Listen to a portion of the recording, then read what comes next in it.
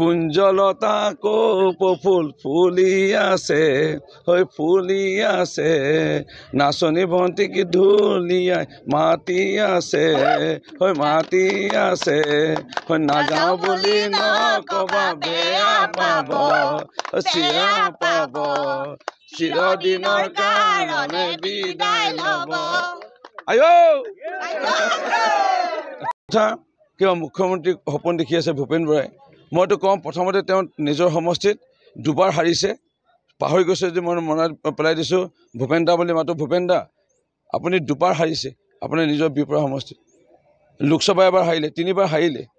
আৰু আপুনি এইবাৰ পাৰিলে প্ৰেক্টিছ কৰক অকণমান অনুশীলন কৰক অনুশীলন যোনে কৰে মই ফুটবল খেলোঁতে মই অনুশীলন কৰি খেলোঁ আপুনি পঞ্চায়তৰ প্ৰেচিডেণ্ট এবাৰ খেলক মই আপোনাৰ ভাল শুভাকাংক্ষী হিচাপে কৈছোঁ পঞ্চায়তৰ প্ৰেচিডেণ্টত যদি জিকিব পাৰে অহাবাৰ আপুনি MLA জিকিব পাৰিব সেইকাৰণে 26ত আপুনি পঞ্চায়তৰ প্ৰেচিডেণ্ট প্ৰথমতে জিকক তাৰপিছত আপুনি 31ত সপোন দেখক বিধায়কৰ নিৰ্বাচনলৈ আজি দেখিছে আপোনালোকে বিহুৰ বজাৰ কৰি আছে মানুহে তথাপিতো স্বতঃস্ফূৰ্তভাৱে জনসাধাৰণ ওলাই আহিছে আজি নিৰ্বাচনী সভাত অংশগ্ৰহণ কৰিবৰ কাৰণে ইয়াৰ পৰাই প্ৰমাণ হয় যে ভাৰতীয় জনতা পাৰ্টিৰ প্ৰতি জনসাধাৰণৰ আস্থা আৰু বিশ্বাস আছে নৰেন্দ্ৰ মোদী ডাঙৰীয়াৰ কৰ্মৰাজিৰ ওপৰত আজি মাননীয় মুখ্যমন্ত্ৰী মহোদয়ৰ কৰ্মৰাজিৰ ওপৰত সকলোৰে বিশ্বাস আছে আৰু সেইকাৰণে নৰেন্দ্ৰ মোদী ডাঙৰীয়াক তৃতীয়বাৰৰ কাৰণে প্ৰধানমন্ত্ৰী বনোৱাৰ স্বাৰ্থত মাননীয় মুখ্যমন্ত্ৰী মহোদয়ে উন্নয়নমূলক যি কাম কাজ কৰি আছে সেইখিনি আগুৱাই নিয়াৰ স্বাৰ্থত জনসাধাৰণে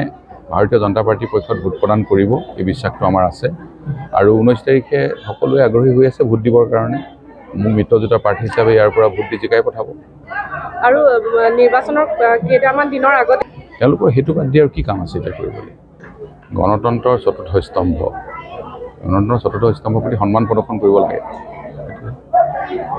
বহুত দৰ্শকে সোধে যে আপুনি আপোনাৰ এটা ৰাইজৰ আশীৰ্বাদত মই এতিয়া লাহেকৈ ভৰি পেলাব পৰা হৈছোঁ আৰু কেইদিনমানৰ ভিতৰতে নিজৰ ভৰিৰ ওপৰত খোজকাঢ়িব পৰা হ'ম